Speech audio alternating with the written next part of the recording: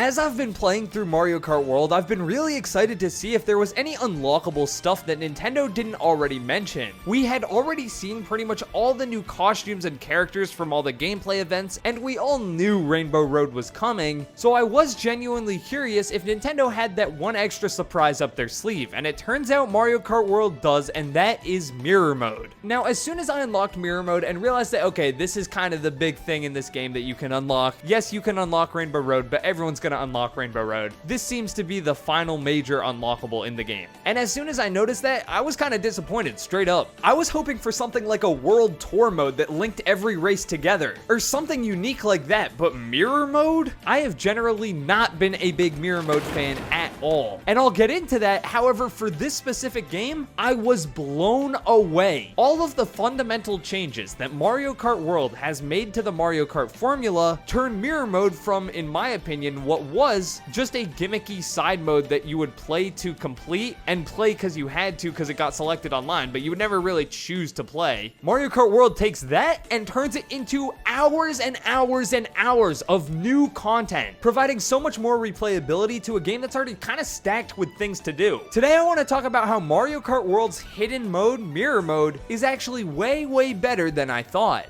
Now, if you're like me, you're probably confused how Mirror Mode could be that good at all because you did not like Mirror Mode originally. At least I know I didn't. In every past Mario Kart game, I've thought of Mirror Mode as nothing more than a side gimmick meant to waste your time as it randomly gets selected online. Okay, that's a bit harsh, but I was not a big Mirror Mode fan at all. The idea of playing through tracks that you have completely memorized the layout for, you're super confident in the lines, and then randomly they're just like, oh, nope, okay, you have to turn this way now. It just messes with your brain in a way that can sometimes make it more challenging and fun, but a lot of times just ends up being an annoying nuisance. Let's play a Mario Kart World Grand Prix in Mirror Mode though. The first race, yeah, it's kind of the exact same thing. Obviously, the Mario Kart World map layouts are not nearly as ingrained in my mind as the Mario Kart 8 Deluxe map layouts, so it doesn't feel as weird playing this in Mirror Mode, but because in this game, the first course of every Grand Prix is your standard 3-lap affair instead of driving to the course itself, it's a kind of fun side distraction, but all it's doing is flipping the track. However, the intermissions are a whole new beast. This is where I realized just how important Mirror Mode is and how much it'll change the game here. Whether you like them or not, I think we can all generally agree that the intermissions, aka driving from course to course, are designed to be pretty flexible. Some intermissions overlap with each other. All of them can be played in reverse. For example, you could drive from course A to B or from course B to A. Most of them also don't have a ton of individual points of interest like an actual track would, because again, you're driving to the track. This isn't a track. And they all have similar themings to each other as long as they're,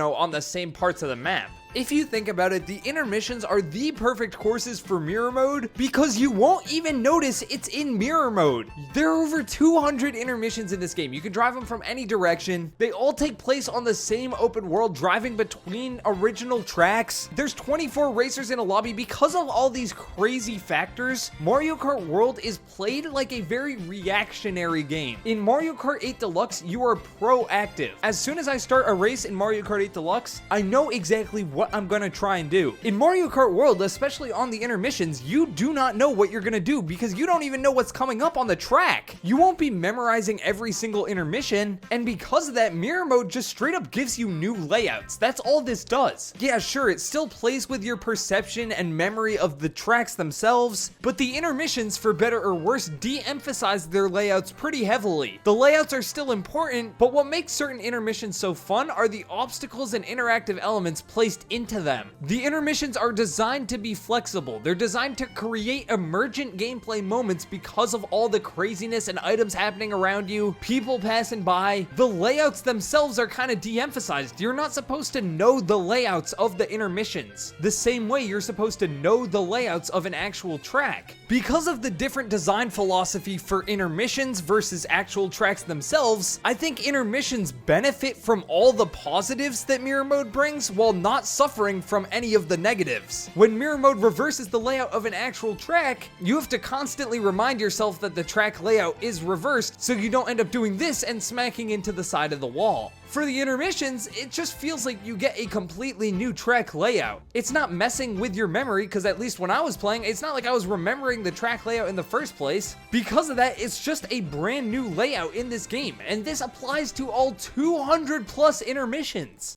I've been doing a bunch of mirror mode races just trying to experience it, and I'm gonna be honest, a lot of the time I forget I'm in mirror mode, because when you're out during the intermissions, you don't see a lot of like billboards or text, so a lot of the times I'll just completely forget I'm in mirror mode, and then I'll see a giant block of text on a billboard that's reversed and be like, oh yeah, I've been playing mirror mode this whole time. It's truly been starting to settle in just how much content is in this game. Again, there are over 200 intermissions. Not all of them are bangers. In fact, I'm gonna make a video comparing a bunch of different intermissions, some of them good, some of them bad, so subscribe if you're curious to see that. But even regardless, just the fact that there are 200 different courses we can drive on in this game, it's no wonder that I've been playing tracks on mirror mode and completely forgetting that I'm in mirror mode and just thinking it's a new intermission I haven't played yet. Not only that, but mirror mode is perfect for Knockout Tour as well. I sat there and did one round of Knockout Tour and then that same round mirrored, and it didn't at all feel like I was doing the same thing. It felt like I was passing through the same biomes, because I was, but the layout itself being mirrored genuinely did provide enough differences. Again, the intermissions and Knockout Tour, they're not designed to be the most crazy intense layouts, so flipping them is a lot more gentle of a change, and it actually just makes it feel like a different version of that track. Mirror mode changes up the intermissions enough to actually feel unique while not being overpowering. Again, when playing something like Mario Kart 8 Deluxe, you have to constantly remind yourself that you're racing in mirror mode so that you don't turn the wrong way, and because these intermissions are designed to kind of be sight read, like you're not supposed to remember the entire layout, that is just not a problem here. When you count in free roam as well, it's just not fair. I've been going back through and trying a bunch of P-switches, like the challenging special ones that have the fun tight wall riding challenges. I've been redoing those in mirror mode, and they feel like kind of new challenges. It's just fun, and I can't believe I'm getting all of this extra value from mirror mode. Again, this is not something I ever used. I have over 1,000 hours in Mario Kart 8 Deluxe, and except for when it randomly came up on the online, and right after I unlocked it to get 3 stars and 100% this game, I never played mirror mode in Mario Kart 8. I just didn't enjoy it. But after unlocking mirror mode in Mario Kart World, I have genuinely been blown away by just how much more content it feels like is in the game now. Speaking of unlocking mirror mode, how you unlock it in this game is so sick. First of all, you need to have 10 Peach medallions, get a gold trophy in every Grand Prix Cup in 150cc, and come in the top 4 of every Knockout Cup. After you beat the Special Cup one more time, you get this cutscene, which I absolutely love. To show that you're in mirror mode because the Luigi L on his hat is reversed is so funny, especially when you consider that Luigi's hat was also reversed in the box art of Mario Kart Double Dash. I don't know if they're like intentionally referencing that or what, but I think it's really neat. And then the fact that to actually access mirror mode in free roam, you have to go through Peach's castle, that's just a nice little touch. Seeing a completely flipped version of the Mario Kart World overworld map 2 in free roam is just kind of cursed, and I love it. You get the same thing when plotting out your Grand Prix or Knockout Tour, and even though the game is still extremely new, I've already become familiar enough with the normal map that this instantly just looks cursed. Again, I just wanted to make this video to talk about mirror mode because I've been shocked at how much I've actually enjoyed it so far. I normally dreaded playing mirror mode in Mario Kart 8 Deluxe, but it has been some of the most fun I've had with Mario Kart World so far. Let me know if you've been enjoying mirror mode or Mario Kart World as a whole in the comments section below.